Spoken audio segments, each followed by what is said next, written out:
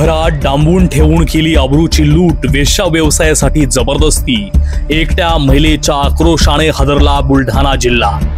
एकीकडे बेटी बचावचे नारे दिले जात असताना दुसरीकडे बुलढाण्याच्या मेहकर तालुक्यात एका महिलेवर काळीज पिळवटून टाकणारी अमानुष घटना उघडकीस आली आहे। फक्त 32 वर्षाची ती महिला, आई बाबाची लाडकी लेक, लग्नानंतर नव्या आयुष्याची स्वप्न बघणारी, पण नियतीने तिचं काय केलं?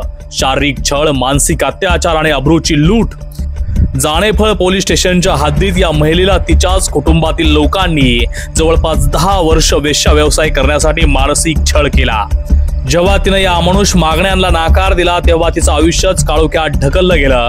2 दिवस घरात डांबून ठेवून तिच्यावर एक नव्हे तर अनेकांनी बलात्कार केला। यात केवळ घरातीलच नाही तर गावातीलही नराधम सहभागी होते। या प्रकरणी पती, सासू, ननंदेसह श्याम मधुकर मेतकर राहणार जाणेफळ, शेख मोहम्मद शेख शब्बीर राहणार वरम आणि इतर 3 जणांविरुद्ध अनैतिक व्यापार प्रतिबंधक अधिनियमाअंतर्गत गंभीर स्वरूपाचे गुन्हे दाखल करण्यात आले आहेत।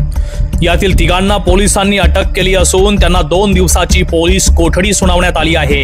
ही घटना केवळ एका महिलेसोबत झालेला अत्याचार नाही तर ही समाजाच्या प्रत्येक स्त्रीच्या सुरक्षिततेवर उठलेला प्रश्न आहे। या घटनेचा तपास जिल्हा पोलीस अधीक्षक निलेश तांबे, उपविभागीय पोलीस अधिकारी प्रदीप पाटील यांच्या मार्गदर्शनाखाली ठाणे अंमलदार अजित मोरे करत आहेत। गुन्ह्यातील आणखी काही आरोपींचा शोध चालू असल्याचं पोलिसांकडून सांगितलं जात आहे। पत्रकार दीपक देशमुख सह ground report ER news Marathi, Buldhana Mehkar.